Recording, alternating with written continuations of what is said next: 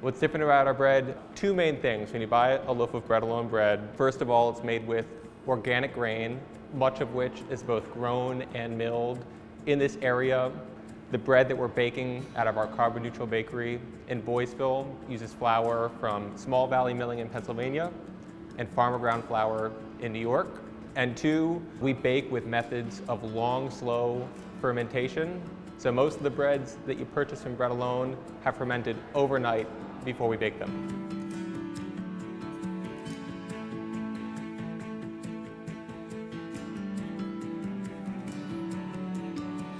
We just renovated this facility into what we believe is the country, if not the world's, first carbon neutral bakery.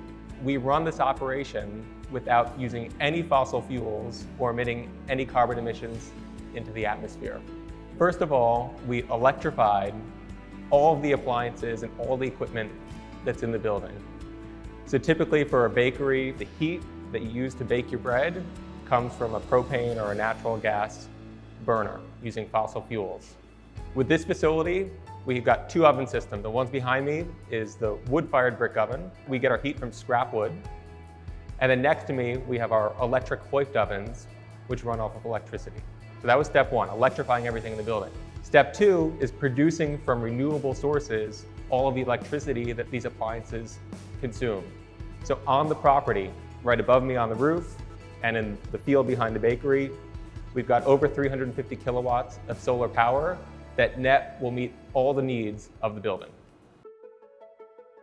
The climate change conversations really started to ramp up. When Nels joined the company in 2012, he really started to say, hey, what else can we do? Solar was possible for us, so he started to talk about putting solar on the roof, and that fit in with everything that we were talking about. So I've been baking bread for going on 15 years. It's been my only job as an adult. Got my first baking job at 20 years old. My boss at the time, he recommended the Bread Alone book to me and said that it was the Bible of bread books. So I've been using that book to bake from home since the very beginning. I still have the same wooden bowl that Dan Weeder recommended that I get. So when I'm making bread at home, I still use that same setup. He was actually here yesterday showing me how to make baguettes. When I envision a customer eating the bread that I made or was a part of a team that made, I just want them to feel excited, just like their senses to be enlightened and for them to feel inspired. Bread Alone has had a commitment to the natural world since our first loaf in 1983. In the beginning, that came in the form of using organic grain. Today, we know a lot more about what matters to the natural world, and in our opinion, climate change is the issue that we all need to focus on. Our business, we've established a simple but ambitious purpose of creating prosperity for our people, the people at Bread Alone, and minimizing further harm to the planet. So building this bakery is part of how we are minimizing that further harm. My father, he was living in New York. He had a busy, maybe slightly chaotic life as a chef, and he wanted to do something that was simple and grounded in the community.